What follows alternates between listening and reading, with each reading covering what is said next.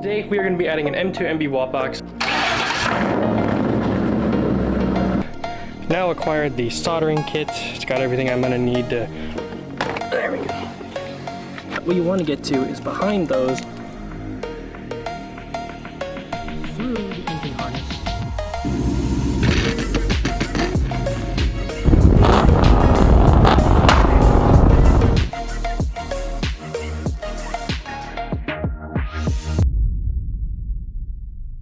What's going on, guys? Today we are going to be adding an N2MB WOT box to my 2003 Mustang GT. It's going to be a little bit of a process. I'm not too familiar with how to wire stuff, but I do know the basics, so we're gonna see how this goes. Right now I'm going to go ahead to my parents' house to go grab the soldering kit that I'm going to borrow from them, and then we will get into the install. Hello, car.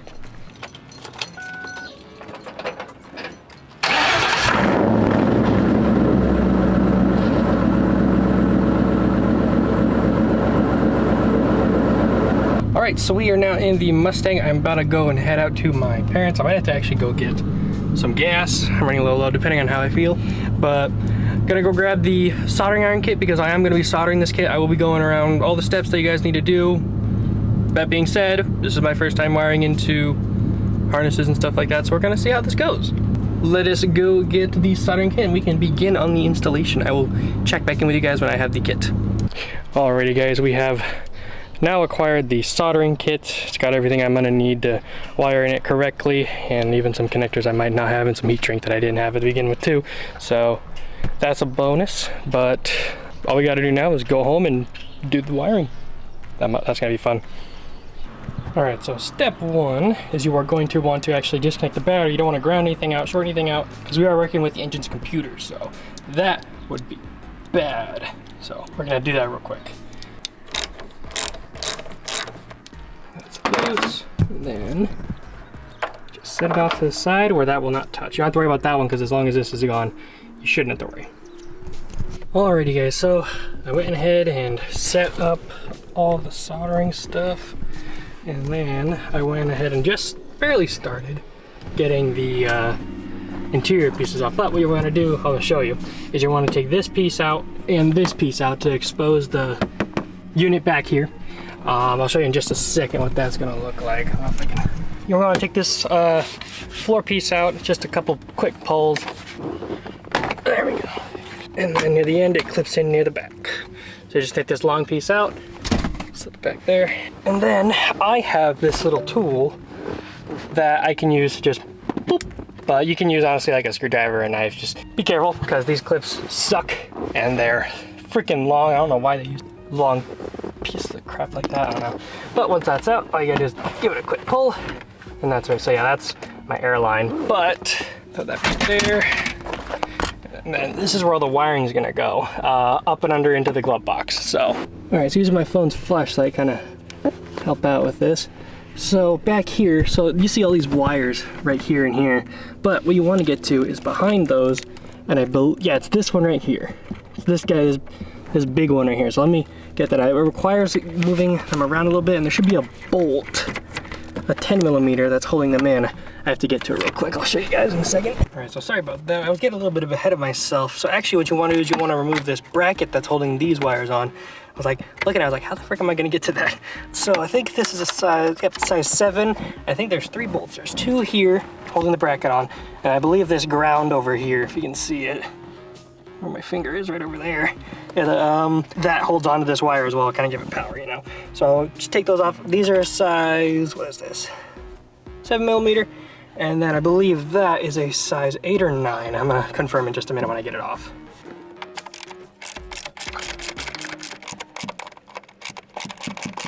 Yeah. So these 2 are size 7, that's a size 8. There's the ground bolt right there, nice and green, so it's easy to see. So then once those 2 bolts are out, that bracket should be free to move out of the way. And then back there is where we will take off our computer.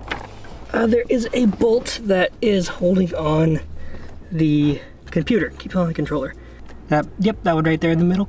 It's a size 5mm, and that's holding on the computer right there, and then I'll be able to pull it off and get her out. All right guys, I went ahead and switched to my GoPro because I can stick it in a little bit better. But as you can see, I did take off that little, it was actually a 5.5 millimeter, little 5.5 millimeter bolt. Now this thing came out, and then it gives me a little bit more wiggle room to pull the computer a little bit more towards me past this bracket like that. Just like that. You can see there's a little bolt right there where my middle finger is. That is I believe a size 10.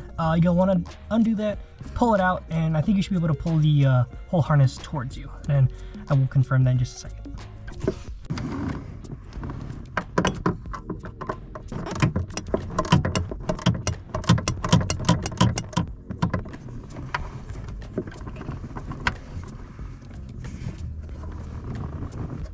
So yeah, I'm undoing it by hand now. So I'm just undoing the whole bolt all the way I can.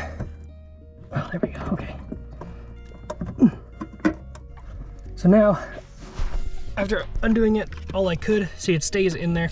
You just want to pull on both hands and the ECU plug should just come right out right there. You can see me, I'm pulling on it. It's going in and out, so. Just like so. There we go. And just like that, our ECU plug is out, and that is what we are going to be going into. So I'm gonna see if I can get more room with this thing. Alright, so after being able to just wiggle it through here, you're gonna want to get in the back of this wire harness, and there's just some plastic clips holding it on. As you can see back there, 1, 2, and then there's 2 more back here. So you want to pry those out. I have a screwdriver I'm just going to use to kind of evenly get in all those, and then we're going to see about seeing if we can get to those wires. Alrighty, so after going at it with a screwdriver, prying that, and there's 2 more down there, this black cover now comes off, and it exposes all the wires I'm going to need to get to. I need to figure out which ones they are real quick. Alrighty boys, so after doing a little bit of research, I don't want to start cutting just yet. So I actually, what I did to make it easier for myself is I ran the wires, the ground, everything that's going to need to be down here, I ran down here already. And then these ones, the green line is the, goes to the clutch. And then these ones will actually go through the firewall into the actual engine bay, to the connector on that part. So what I did was I ran them all already here. And actually as a ground, I've seen people use this one as the ground. I'm gonna just give it some sandpaper, scuff it up a little bit, do that, and then ground it out right there. So I'm gonna just do that. So what I did, I just did a little bit of preventative stuff just to kind of keep myself a little organized. I honestly might cut these wires a little bit short just so I have enough, so I don't have all these spaghetti wires everywhere. I know it looks intimidating, but actually, it honestly is not too bad. 3 wires out here, 2 wires down here. So we're gonna get to it. I will keep you updated. Yeah. Alrighty boys, I haven't actually started cutting yet still. I've actually just been researching online to make sure I don't mess it up, just because this is my daily driver. I don't want to have a not running car. So I've been just researching before I started any cutting. I will get into the cutting in just a little bit, but I've been looking into the research, so it kind of goes through what I was doing online. So, you know, you cut through you open up the panel, you get to the computer, you get to that, you pull the computer out, open it up, and then where it goes about is saying that the blue wire from the watt box, which is that blue wire right there, will go to a gray and white wire. You can't see it because you can't see it. Gray and white wire. That one will connect to it, and then the yellow goes to the dark blue wire. So that was the one, that's that one, and then the gray and white wire I believe is on the other side of the blue wire. I will go in a little bit more depth in just a little bit, but I believe those are the only 2 that should be down here. I've been looking at some videos too, seeing what people have done, so I'm kind of just following a couple steps.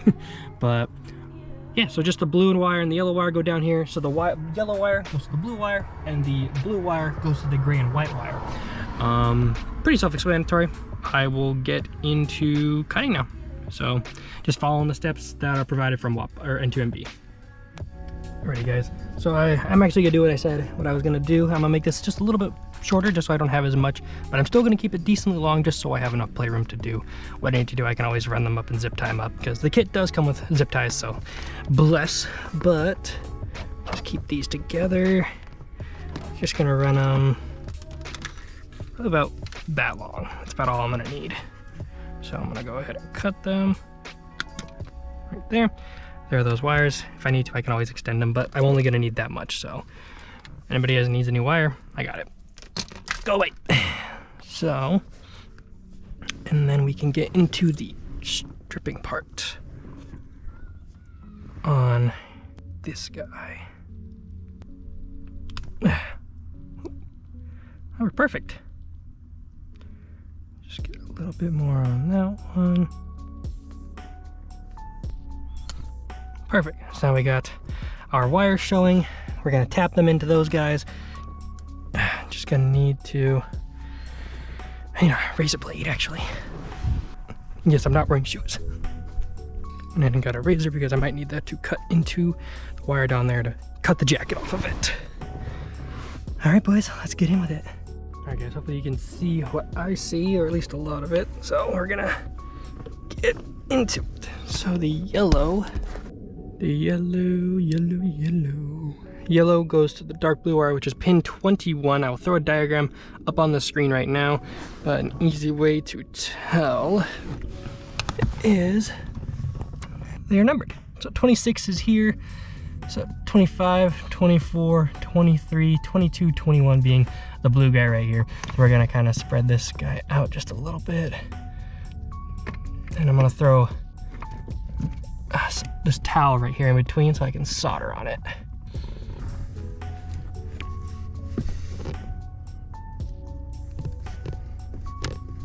Alright, boys, it took me a little bit. I had to figure out how the tool worked, but I got it. So I opened up the blue one, and now it is time to bring the yellow one down and about and twine it in with this guy and then solder it together. And soldering. Alright, so what I did was I went ahead and cut a little bit of cardboard just to kind of separate it just a little bit. Make it my job a little bit easier when I solder. I'm going to try and hold it up as best I can to gravity, just so the solder goes down into it and not to the side and like on the carpet or anything. So we're going to give that a go and see what comes up out of that. Alright guys, so I went ahead and intertwined the yellow and the blue wire together. Now I'm going to get to the soldering part. That should be the fun part. I have the soldering gun heating up right now, so let's see how this goes. Alright guys, so I kind of just went in and tested my solder. I mean, not terrible for my first time. It holds tight, so I think that's a win. Just gonna tape it up now and secure that connection, and boom, that one is done. We'll move on to the next one. Alright guys, just taped up the first one, and now we have to move on to the gray and white wire. Blue goes to the gray and white. Yep. So we just got to find the gray and white, which is pin 89, and I believe that's on the opposite side of this whole control unit right here. So I will get to that part, and I will see how it goes with the soldering on that guy. Alrighty guys, so I have tapped into the next wire I need to do, which is wire 89 is the gray and white wire. So just count from the right here. So this one should start at 79, 80, 81, all the way up to 89, which is the gray and white one. So right there, I'm going to tap into that, and then I'm going to wire up the blue one into that boy right there. Easy peasy. It's on the opposite side of that one.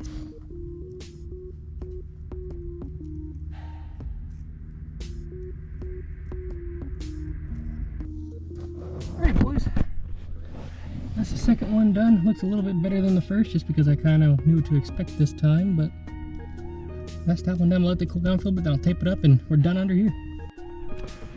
Alright gents, this one is all taped up. The tape doesn't want to stick very good, but that's taped up, that's taped up. I did put the ground on here, so that's that. Now all we got to do on this side is put it back together, and we're done on this side. Then we just have to do the clutch on that side and then the control on the other side. So alrighty guys, so it's actually been a little while since I've last talked to you guys, only because I've been struggling. So for this install, you actually have to run the wire through the engine harness, or through the firewall. And what I did was I cut a hole through my little grommet right here, ran this little wire. I honestly could have used a longer one, but this one worked. So I ran it through there after cutting it in, and then I'm running it up with the rest of the harness, and then it's supposed to be connected through one of these pins. I'm not 100%. I believe it is this red one right here. If I'm not mistaken, I have to look into it a little bit more, but yeah, it's been a minute since we've last talked. I actually haven't even cleaned up a lot. I mean, I ran the wires and everything, but I had to take off the splash guard or whatever, take off my wheel, and since I'm disconnected, I forgot to air up, so bag life. Fun. But yeah, we'll get into this and I'll talk back with you when it's installed. Alrighty guys, it's been a little bit of trial and error. Finally got those soldered on. I'm just gonna use the heat gun now. Cut off the excess I didn't need, obviously. And then I'll just have one more wire up, and that'll be the clutch switch. I'll get to that in just a second. the next day. Alright guys, so it was actually the next day. I had to clean up and I had to get going because I had to go hang out with some friends and could not get the install completely finished. I have to just wire in one more wire, that is the clutch signal wire, and yeah, let's get into that today. Alright guys, so now we're moving on to the clutch cable, or the clutch switch tap in, and it'll be on for the, at least my generation, the 99304 or possibly the SN95. The clutch cable is this gray one right here. I just connected mine to just make it a little bit easier to get into. Usually sits like right up here on this bar that holds all the pedals on. See, I just so I can make it a little bit easier to get into. But the instructions say to tap into the one closest to either, I think it was the rear of the vehicle or the closest to the steering column. And when it's like this, that would be this one right here. Mine has a little bit of red on it. I'm not 100% why, but we're kind of gonna go with it. But just because that's the one that's closest to it. So that's the signal that tells you when you push the clutch down to send it to the watt box. So I'm gonna tap into that right now. All right guys, so I actually went ahead and hopped on my computer so I can show you guys how to install the software and how to use it. It's pretty simple, so let's get into it. All right guys, so to start things off, you are gonna wanna have a Windows computer. I'm pretty sure you do it on MacBooks. You have to emulate them to be a Windows computer. I'm not 100% sure, but there's probably easy videos on how to do that. But first things first, you're gonna go to N2MB.com. Obviously I already have it up. I have purchased the watt box, so watt box is the section I'm under. Going to scroll down just a little bit, go to watt box software right there, click that. And this is kind of the overview of the software. It kind of shows you what it's like. And you're going to go to watt box software and instructions. You'll just download that real quick on your computer. So after installing the file that you get from Wattbox's site, you're going to drag and drop them onto your home screen. First step is you're going to install the drivers right there. I'm not going to do it on my personal computer just because it's, you know, I can't plug my Wattbox into my computer. We're going to install those drivers, and then once that is done, you're going to open up the software. This is basically what you're going to see. It's a small little interface, easy peasy. First things first is you're going to want to plug that white cable that you get from Wattbox into your computer and into the Wattbox, so it's kind of connected all as one. And then all you're going to do is have the COM port set to auto, and then you're going to click read. Once it's done doing that, it'll probably change the COM port depending on what COM port it is. It'll have your firmware version, might ask you to update it depending on what it is, if it's an older software, but it's pretty simple. First thing, launch control, more or less the two-step. First, I have mine personally set to 3,000 for now. I'm probably going to change it in the future, but I just figure 3,000 is a good, easy one to have. Plus, it's right in the middle. It's not going to be too high in the RPM, not too low where it's not doing anything, so that's just fine. The TPS threshold, that's basically your throttle position sensor. What you can do is when you have this plugged into your car, you can push the throttle all the way down, click read, and there should be a voltage right here. And same thing with the clutch. You know, you can push the clutch in, it'll show the voltage depending on what it is, and then you can set that accordingly to how far you're actually pushing the throttle in, and you can set that to that. That's more or less what that is. When it does read for the computer, it should automatically switch it to whatever car you're doing. Obviously, mine would be a Ford. You know, I'm not going to invert my clutch, not going to invert my TPS, and it's obviously going to have the number of cylinders. You can have, obviously, no lift shift enabled. I haven't had time to play with that just yet, so I'm not 100% sure how it works or, you know, what you do, but that is the way on how to activate it. I've seen a lot of people just hold on auto and they change the TPS threshold a little bit, make it a little bit easier. The rev limiter, you can set a new rev limiter for you, or if you have a shift light enabled, you can enable a shift light. Obviously, Wattbox is also a window switch for nitrous, so that I'm not 100% with what obviously this is, but Wattbox does include that in the software. And then once you are all set with your settings, you know, launch control set to that, TPS set to that, all that, auto, you know, no lift shift, rev limiter, you will click write, and it will write it to the Wattbox. You are good to test it out. What I recommend though is what I did is I set mine to a lower RPM just so I wouldn't be going ham. I set it to like 25 just to make sure it wouldn't be too loud, but I'd still hear it. So I set mine to 2500 as a first start, then I clicked write, and then here is a clip of that right here.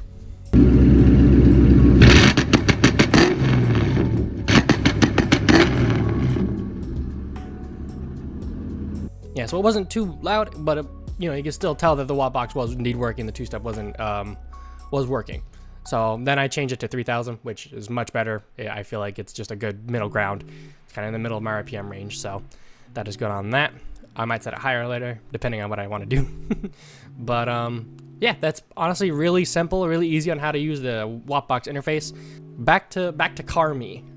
All right, guys. So right now we are going to be going ahead and get some rollers of the 2-step and of the ability to shoot flames now, because I can now do that, or shoot anything in general. So we're going to get to that right now. Here are those clips for you, and I'm driving right now. That's kind of bad. Yay!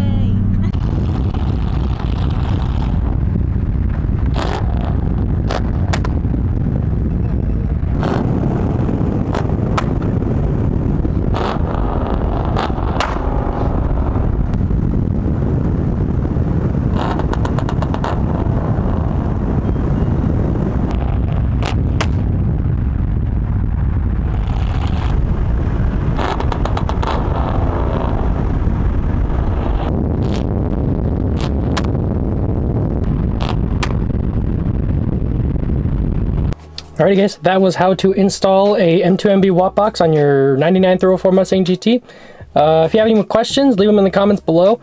I'll be more than happy to answer any questions you guys have.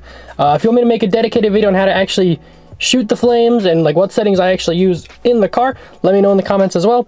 That's all I really have to say. Hope you guys enjoyed the video. Hope it helped you out. See ya.